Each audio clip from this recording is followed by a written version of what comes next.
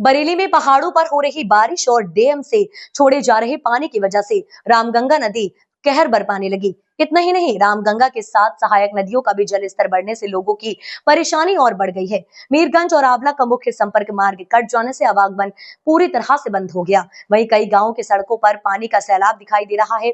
किसानों की हजारों बीघा फसल हुई जलमग्न और लगातार नदी कटान कर रही है। संपर्क मार्ग क्षतिग्रस्त हो जाने पर प्रशासन द्वारा अस्थायी दीवार बनाकर आवागमन को पूरी तरह से रोक दिया गया। वहीं लगातार रामगंगा नदी का जलस्तर बढ़ने पर प्रशासनिक स्तर पर तैयारियां शुरू कर दी गई है। जिलाधिकारी अविनाश सिंह ने बताया कि सभी एसडीएम को निर्देशित किया है। जिला प्रशासन लगातार जो रामगंगा नदी के जलस्तर पर नजर रखे हुए है।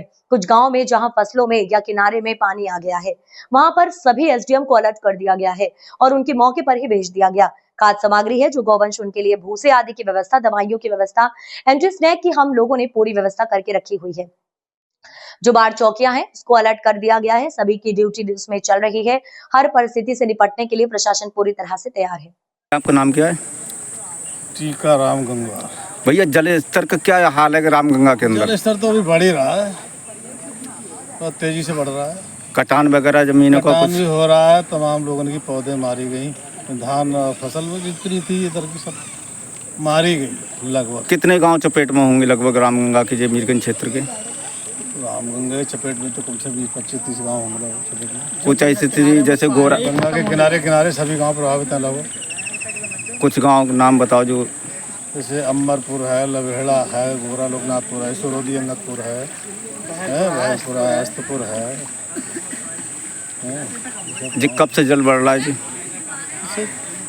आज चौथा दिन है सर। राम कुमार। कब से गंगा का जल स्तर बढ़ा है? गंगा का जल बढ़ा है, करीबन हो गया 4 दिन। इससे क्या क्या नुकसान है? कितने गांव चपेट में है? क्या जमीन का मकान वगैरह कुछ कटान हुआ है यहाँ? जब मकान उकान का कटान नहीं है, पर गन्ना, धान, खेती, बाजरा सब खत्म हो गया। कितने गांव चपेट में होंगे लगभग इसकी?